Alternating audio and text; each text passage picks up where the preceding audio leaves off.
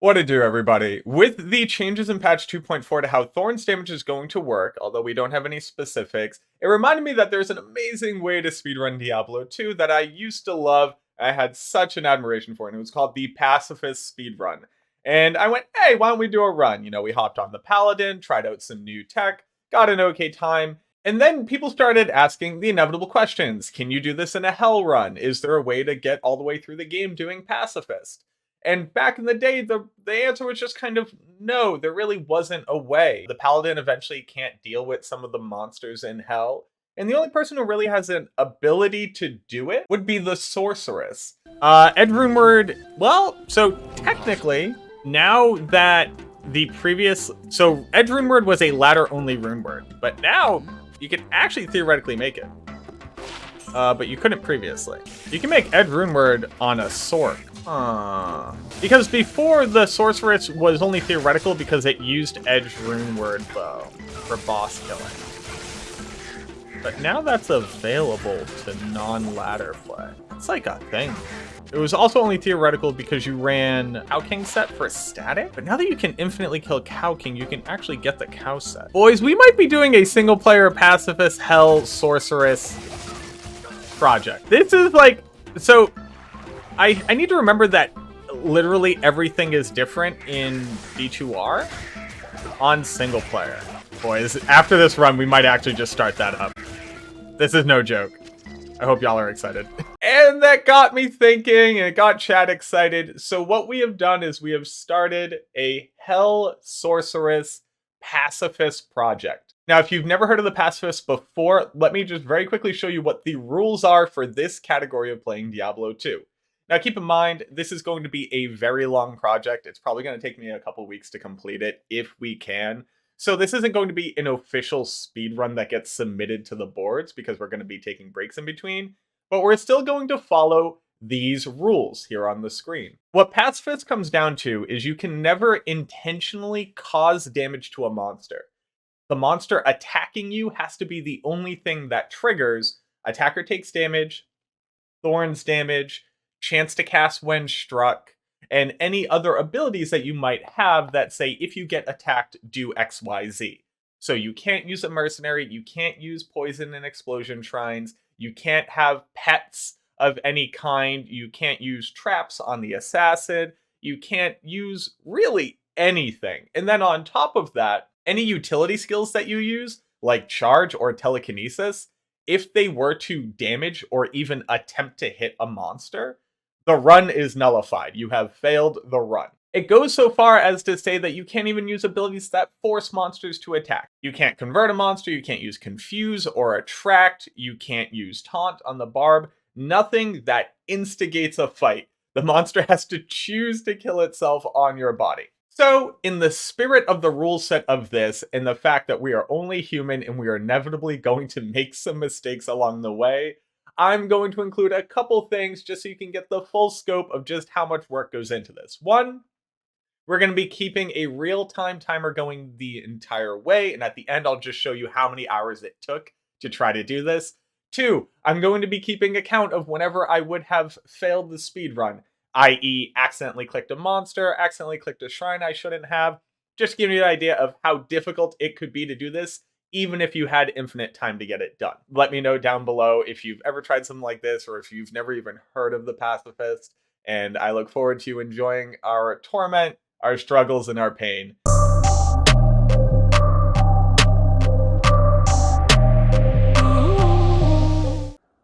I'm gonna be running a timer, and we're just gonna do this whenever I have some downtime. So the Pacifist run is really quite simple. You start off by rooting around in other people's garbage, dead bodies, and locked chests, hoping that you pick up something that's worth selling. And you very slowly kill some Fallen in the Bloodmoor with 1 damage per attack. Hopefully you find yourself a skull, and you get yourself a good rock and issue spawn.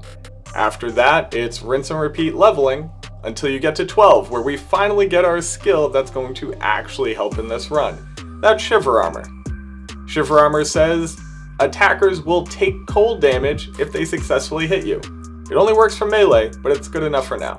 After painstakingly getting up to a high enough level where you can actually survive being attacked by Rakanishu and his minions, you can start farming them. Now, for this to be efficient, you'd have to have a pretty good setup for your Rakanishu. And quite frankly, this run had the best setup I've ever seen. Fucking easiest game on the planet. Let's actually go. Although we can't use that for a little bit. Oh, yes. Let's begin the going. Oh, wow, what a setup. People don't see that I have a super chest in between the waypoint and Rakanishu.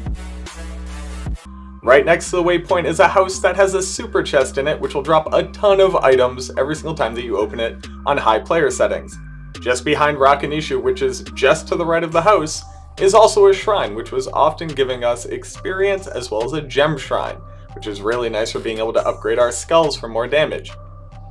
Then you just take into account the fact that you get to kill Rakanishu very quickly, and inside of our Tristram, there was also a set of Champion Fallen. The reason why these are all so important is because the Champion Fallen, as well as Rakanishu's pack, are worth 500% experience. So if you can kill them on a high player settings, you will rocket through the early levels. We also want to make sure to go hit up the Black Marsh as well as the Darkwood. One, we want to get that Tristram portal open because eventually we're going to be running cows. And two, we need to run the Countess so that we have a chance of getting some runes.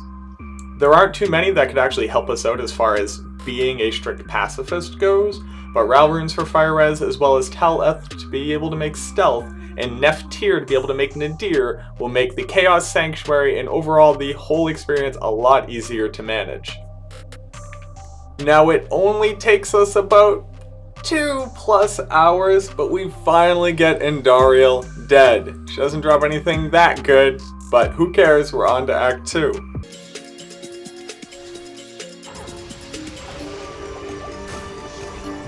Please die. Let's go! Andy dead, 1 hour, 38 minutes. Not even a problem. Not even a problem. Didn't even break a sweat. We dropped a regular skull. Went for Sorc Pacifist. This is going to be a project. I'm going to try to beat the game on, I'm going to try to beat Hell difficult. And while farming for the rest of that day in Act 2, trying to get up to level 18, we actually hit 2 different shrines. So we hit an exploding shrine, which technically cancels the run, and we hit a poison shrine, which also technically cancels the run. Luckily, this isn't being submitted to speedrun.com, and we would have to reset at this point, but like I said before, we'll just keep a counter going of all the times that we messed up so you can see how difficult this is to pull off, even when you're trying your hardest.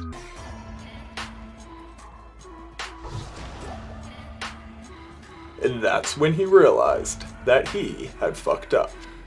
Zoop. Oh, that technically ends the run. I'm not gonna do it, but that right there actually ends the run. Yeah. Now I can go buy my taco. Oh, well, that was fail number 2. God damn. By the end of the first day stream, we go ahead and do a gear and skill and next steps recap, so I'll give it back off to Stream Macro so he can tell you what we got through that day, and I hope that you enjoyed this. Alright, so we're at the end of our first session of the Hell Pacifist Sorceress project. We just hit level 18. Let me drop a couple more points in here. 69, nice. So we just hit level 18. We're able to teleport. Right now, we're really just working on maxing out Shiver Armor, since this is our primary pacifist damaging skill on attack. People will get hit with cold damage. We're putting our points here for the synergy of that. The interesting thing, though, is we actually have a couple different options. So right now, we're sitting on a Charged Bolt set. The reason why we want that is because Charged Bolt actually has a synergy with Lightning. So, theoretically, if we get to a point where we have enough, we can put points into the synergy and buff up a low-level Charge Bolt to try to eke out some additional lightning damage there. We're also picking up a Frost Nova set. Since Shiver Armor and Chilling Armor are our biggest contributors for damage, we're definitely going to go Cold Mastery overall, and if we're going to do that, Frost Nova might put out a lot of damage since we have 2 different synergies that we can put in for that as well. In addition to that, we still need to make a 3-socket perfect skull shield. That's for a good amount of physical damage that we can have for bosses, because you don't only want to be doing elemental damage to them. We have a couple multiple socket pieces. We're keeping gems, or we're keeping jewels for crafting later. We're trying to get up to a perfect skull. We're at a flawless. We have killed Indariel, obviously. We would have failed this run twice at this point if this was a legitimate speed run. We have at least one Mort's Leg. We have +3 to chilling armor right now on our swap. Once we hit level 24, we'll be able to pre-buff with that. We have +1 right here. Basically just holding on to this until we can sell it for more. And hoping that, holding a couple charms in case we need additional strength or dex to wear any gear.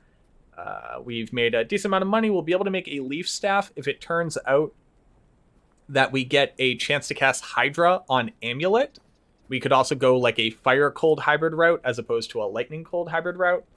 And if that's the case, we would want this so that we could buff our fire mastery. So before we hit level 30, we're probably just sticking with the cold, since that will carry us all the way into hell, hopefully. And these two right here will actually give us options for actually handling just about everything, I think, other than Lord Desace. I'm not sure if chilling armor works on Oblivionite. But that's where we're going right now on the build. So I hope that people are enjoying this. We're going to do a little bit of a chronicling here. Just kind of give updates throughout it, and hopefully we can put this all together into a cool YouTube video. But yeah, so that's what we're calling our first session. We are 2 hours and 19 minutes into this run. We're a level 18 Sorceress, and we haven't beat Act 2